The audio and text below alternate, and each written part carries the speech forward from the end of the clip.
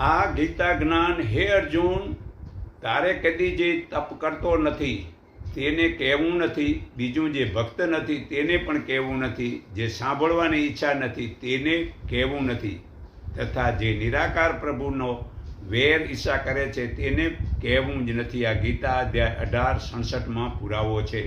પણ જે તપ 3 પ્રકારના કરે છે તેને ગીતાનું જ્ઞાન કહેવું.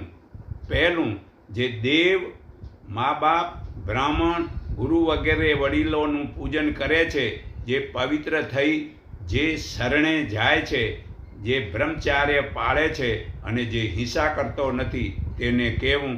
આ ગીતા અધ્યાય 17-14 પુરાવો છે. બીજું, વાણીનું જે તપ છે, જે કોઈને પણ વેર ઈચ્છા કરતો નથી, જે સત્ય પ્રિય અને સાચી વાણી બોલે છે, તથા જે વેદશાસ્ત્રનો અભ્યાસ કરે છે અને તે પરમાત્માને નિત્ય યાદ કરે છે તેવાને કહેવું.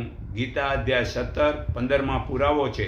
ત્રીજું, જે મનનું તપ છે, જે મનની પ્રસન્નતા રાખે છે, સૌમ્ય ભાવવાળો છે, મૌન રાખે છે, આત્માને સંયમ રાખે છે અને ભાવથી શુદ્ધ છે તેને કહેવું. ગીતા અધ્યાય 17-16 પુરાવો છે.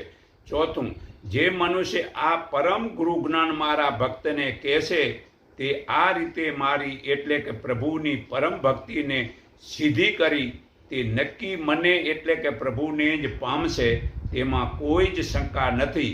કેમ કે મનુષ્યમાં તેના કરતાં ભગવાનને કોઈ વધારે પ્રિય કરનાર જ નથી, તથા આખી પૃથ્વીમાં તેના કરતાં તે પ્રભુને કોઈ વધારે પ્રિય થનારો પણ નથી. તથા જે મનુષ્ય આપણા વચ્ચે થયેલ આ ધર્મમય પ્રચાર કરશે તેને જ્ઞાન યજ્ઞથી ભગવાનનું પૂજન કર્યું છે એમ ભગવાન માને છે. ગીતા અધ્યાય 18 શ્લોક 68-70 પુરાવો છે. તો પાંચમું, તો અજ્ઞાનીને ગીતાનું જ્ઞાન કહેવું નથી, તેને કહેવાથી બંને વચ્ચે ઝઘડો થાય છે, તેથી એકબીજાનું મૃત્યુ થાય છે, અને જો જીવે તો બંને વચ્ચે આખી જિંદગી વેર રહે છે. આ મનુસ્મૃતિ પાના નંબર 27-110 પુરાવો છે.